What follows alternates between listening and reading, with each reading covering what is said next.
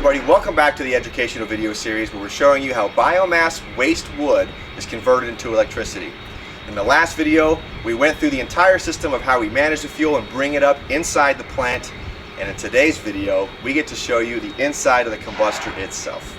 But before we head into the combustor, we had to fill out some confined space permits. And to watch over our journey into that is Supervisor Bob Crane.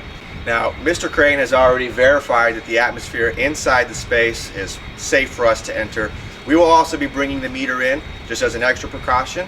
And at this point, we're going to sign our entrance form and head inside. All right, it's been years since I've come in here. Oh yeah, nice and dirty. Forgot I'm a little too big for this. Nope. Oh, the thing? Okay. There you go.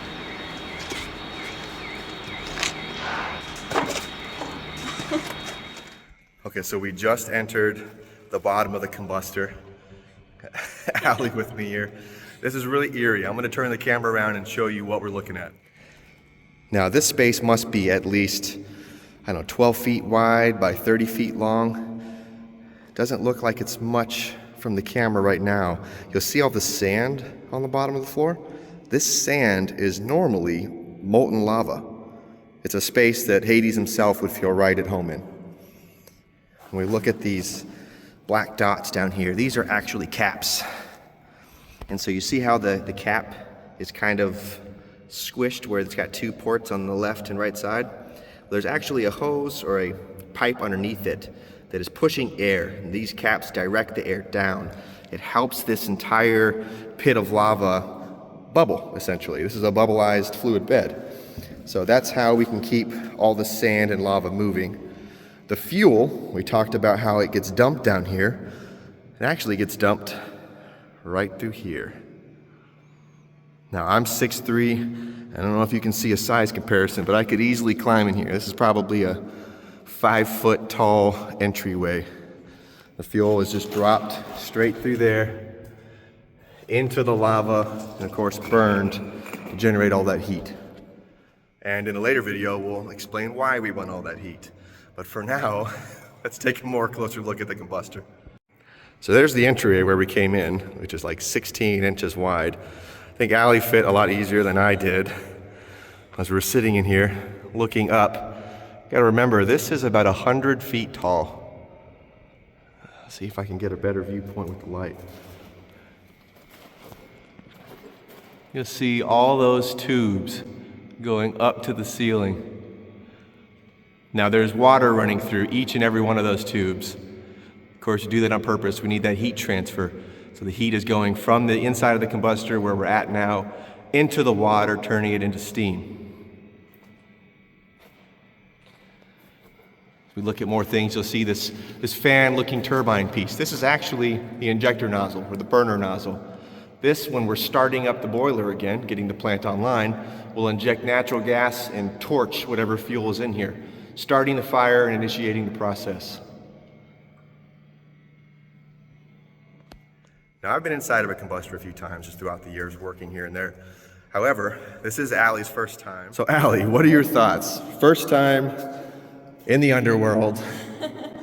Honestly, this is the coolest thing I've ever seen. Like, you can see the leftover sand on the ground that used to be lava. It's super tall, and the voices are echoing. This is amazing. I love it.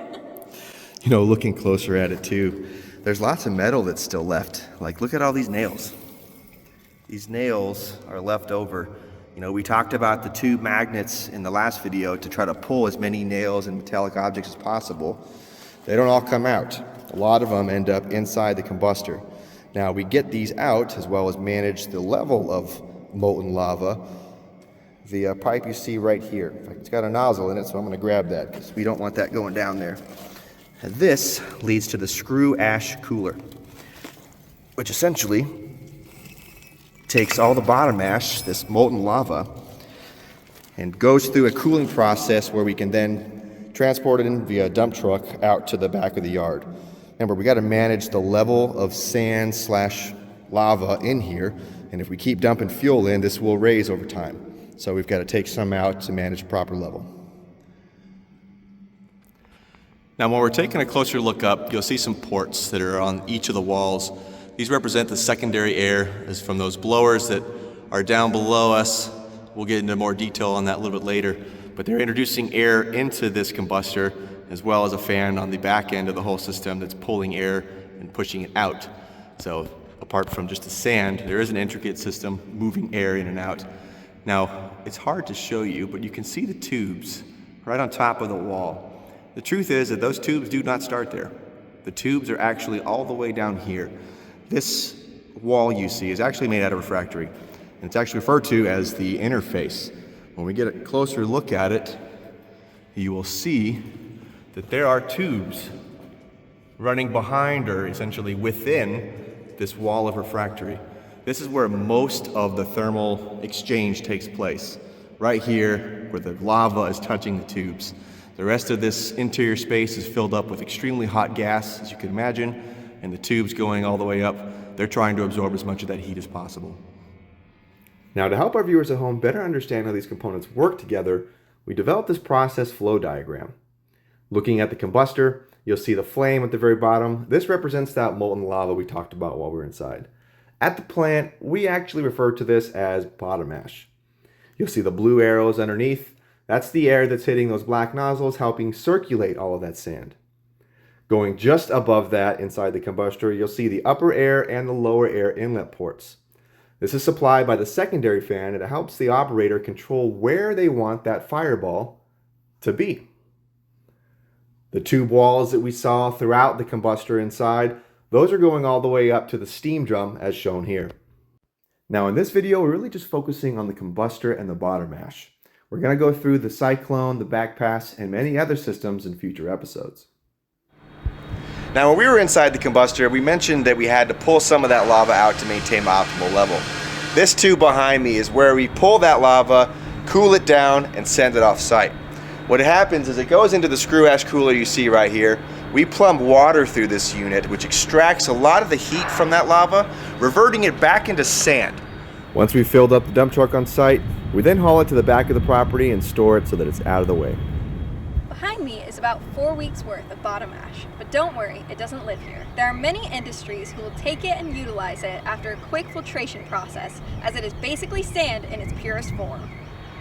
Thank you for exploring inside the combustor with us today as we dove into the details on how we burn the fuel, why we burn it, and how we process the bottom ash. Next week, we'll get to look inside the back pass and discover what happens to the fly ash after it leaves the top of the combustor. Till next time.